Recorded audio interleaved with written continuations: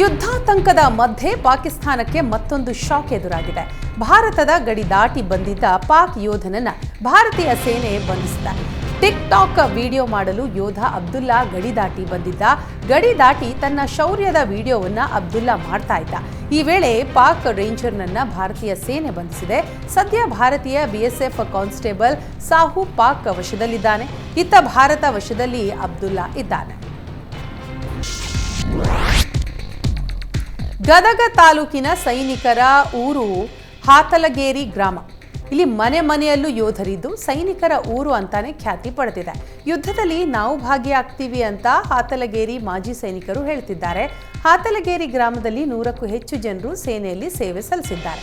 ಪಹಲ್ಗಾಮ್ ಘಟನೆಯಿಂದಾಗಿ ತೀವ್ರವಾಗಿ ನೊಂದಿರುವ ಮಾಜಿ ಸೈನಿಕರು ಯುದ್ಧ ಘೋಷಣೆಯಾದಲ್ಲಿ ಸಾವು ನೋವುಗಳಾಗ್ತವೆ ಅಂತ ಕೆಲವರು ಹೇಳ್ತಿದ್ದಾರೆ.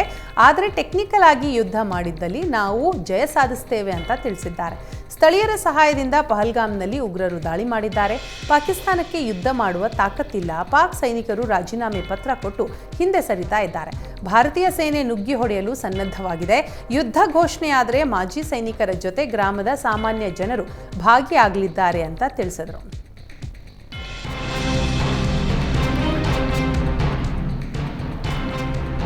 ಮೈಸೂರಿನಲ್ಲಿ ಮಾವಿನಕಾಯಿ ವ್ಯಾಪಾರಸ್ಥರಿಂದ ರೈತರಿಗೆ ಮೋಸವಾಗಿದೆ. ರೈತರು ತಂದಂತಹ ಮಾವಿನಕಾಯಿ ತೂಕ ಮಾಡುವಾಗ ಗೋಲ್ಮಾಲ್ ಆಗಿದೆ. ತೂಕದಲ್ಲಿ ಮೋಸ ಮಾಡಿದ್ದಕ್ಕೆ ದಳ್ಳಾಳಿ ರೈತನಿಗೆ ಆವಾಜ್ ಹಾಕಿದ್ದಾನೆ. ಅಲ್ಲದೆ ತೂಕದಲ್ಲಿ ವ್ಯತ್ಯಾಸ ಪ್ರಶ್ನಿಸಿದ್ದಕ್ಕೆ ಕುಡಿದು ಬಂದಿದ್ದೀಯಾ ಅಂತ ಮಂಡಿಯಿಂದ ರೈತರನ್ನ ಹೊರಗೆ ತಳ್ಳಿದ್ದಾರೆ.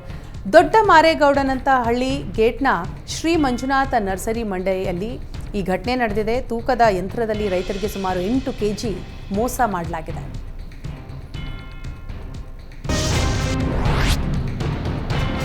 ಪರಪ್ಪನ ಅಗ್ರಹಾರದಿಂದ ಚಿಕಿತ್ಸೆಗೆ ಅಂತ ವಿಕ್ಟೋರಿಯಾ ಆಸ್ಪತ್ರೆಗೆ ಬಂದಿದ್ದ ವಿಚಾರಣಾಧೀನ ಖೈದಿ ಪರಾರಿಯಾಗಿದ್ದಾನೆ. ವಿಕ್ಟೋರಿಯಾ ಟ್ರಾಮಾ ಸೆಂಟರ್ನಿಂದ ಖೈದಿ ಚಂದ್ರಶೇಖರ್ ಪರಾರಿಯಾಗಿದ್ದಾನೆ. ಜೈಲಿನಲ್ಲಿ ಬಲ್ಬ್ ತಿಂದು ಅಸ್ವಸ್ಥಗೊಂಡಿದ್ದ ಚಂದ್ರಶೇಖರ್ನನ್ನ ಮೇ 2ರಂದು ವಿಕ್ಟೋರಿಯಾಗೆ ದಾಖಲು ಮಾಡಲಾಗಿತ್ತು. ಆದರೆ ಪೊಲೀಸರು ಮತ್ತು ಸಿಬ್ಬಂದಿ ನಿರ್ಲಕ್ಷ್ಯಕ್ಕೆ ಖೈದಿ ಪರಾರಿಯಾಗಿದ್ದಾನೆ. ಆ ಆಸ್ಪತ್ರೆಗೆ ಜೈಲು ಡಿಜಿ ಸೋಮಶೇಖರ್ ಭೇಟಿಯನ್ನ ನೀಡಿ ಪರಿಶೀಲನೆಯನ್ನ ನಡೆಸಿದ್ದಾರೆ. ಆರ್ಸಿಬಿ ವಿರುದ್ಧ ಸಿಎಸ್ಕೆ ಸೋತಿದ್ದಕ್ಕೆ ಚಿತ್ರದುರ್ಗದಲ್ಲಿ ಸಿಎಸ್ಕೆ ಅಭಿಮಾನಿಗಳ ಪುಂಡಾಟ ಜಾಸ್ತಿಯಾಗಿದೆ. ಹಾಸ್ಟೆಲ್ ಸಾಮಗ್ರಿಗಳೆಲ್ಲ ಪುಡಿ ಮಾಡಿದ್ದಾರೆ. ವಿದ್ಯಾರ್ಥಿಗಳ ಪುಂಡಾಟ ದೃಶ್ಯ ಸಾಮಾಜಿಕ ಜಾಲತಾಣದಲ್ಲಿ ವೈರಲ್ ಆಗಿದೆ. ವಿದ್ಯಾರ್ಥಿಗಳ ವರ್ತನೆಯ ವಿರುದ್ಧ ಸ್ಥಳೀಯ ನಿವಾಸಿಗಳು ಆಕ್ರೋಶವನ್ನು ಹೊರಹಾಕಿದ್ದಾರೆ.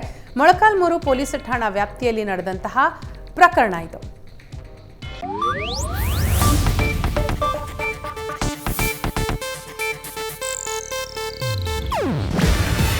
ಇದು ಏಷ್ಯಾನೆಟ್ ನ್ಯೂಸ್ ನೆಟ್ವರ್ಕ್ ಪ್ರಸ್ತುತಿ. ನೀವು ನೋಡ್ತಿದ್ದೀರಾ ಏಷ್ಯಾನೆಟ್ ಸುವರ್ಣ ನ್ಯೂಸ್.